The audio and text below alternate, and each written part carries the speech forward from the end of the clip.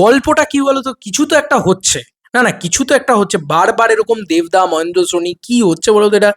বারবার এটা হচ্ছে, কিন্তু মানে এমন নয় যে এটা একবার হচ্ছে, বারবার হচ্ছে।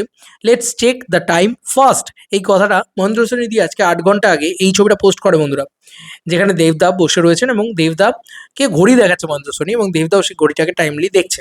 তো এই ছবিটা পোস্ট করা হয় এবং দুজনেই বেশ গম্ভীর মুখেই রয়েছে আর কি, হিসাব মতন। দাদাকে তো সবসময় মিষ্টি লাগে, সুইট লাগে। তো যাই হোক, আর মহেন্দ্র সোনি এরকমভাবে ঘড়ি দেখাচ্ছে, সেরকম একটা ছবি তুমি দেখো ভালো করে। তো এটার গল্পটা কি, মানে এটা হচ্ছেটা কি? বারবার এরকম কিছু মানে দিন বাদে বাদেই তারা ছবি পোস্ট করছে। তুমি যদি খুব ভালো করে লক্ষ্য করে দেখো, তারা 17ই মার্চ ছবি পোস্ট করে, এবং তারা পরপর মানে এরকম ভাবে তারা, এই দেখো, তারা এরকম ভাবে প্রডিউসার তারপরে তারা 16ই মার্চ এরকম একটা ছবি পোস্ট করে। ঠিক আছে, কি বলে মানুষ, এরকম বারবার দেবদার সাথে ছবি ইয়ে করা, মানে খুব কাছাকাছি টাইম পিরিয়ডের ভিতরে আর কি, মানে তারা ছবি পোস্ট করেছে। তো এরকম ছবি পোস্ট করেই যাচ্ছে তারা দেবদার সাথে ইয়ে করে তারে, মানে ভীষণ একটা খুবই খুবই কি বলবো, একটা ভালো বিষয় আর কি, খুবই ভালো বিষয় এরকম ধরনের জিনিসপত্র করে যাওয়া। তো এই ঘটনাটার মানে কি, আমার যতদূর যা মনে হচ্ছে ভাই, হ্যাঁ দেশু 7-এর প্রডিউসার নয় তো এসবিএফ, যেটা হয়তো কোথাও মেনশনই করা হচ্ছে না এখন অব্দি।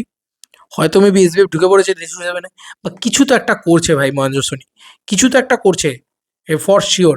ঠিক আছে, দাদার সাথে এই টাইম নিয়ে ডিসকাশন, দাদা যেভাবে তাকিয়ে আছে, সেখানে একদম প্রেজেন্ট লুক, প্রেজেন্ট চুলের স্টাইল, প্রেজেন্ট ভাইব পাওয়া যাচ্ছে, কিছু তো একটা করছে।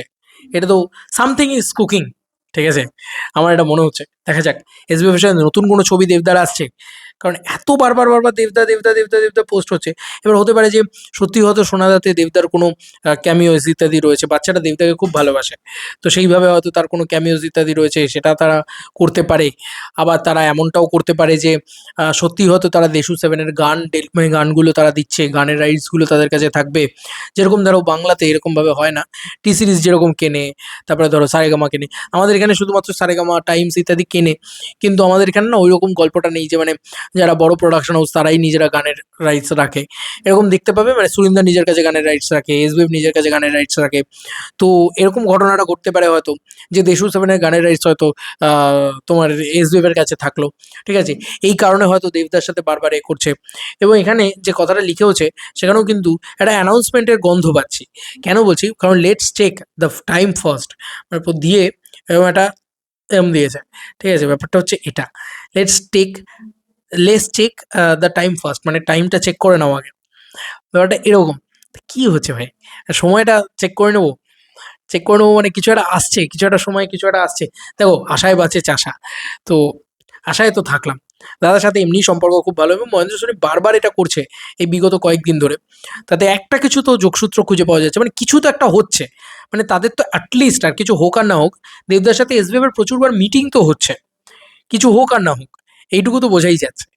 আমি বাদবাকি আর কিছু জানি না ভাই, বাদবাকি কি হচ্ছে, এবার তোমাদেরকে আর কি মতামত, তোমাদের কি মনে হচ্ছে কি হচ্ছে এক্স্যাক্টলি, জানিও কমেন্ট সেকশনে।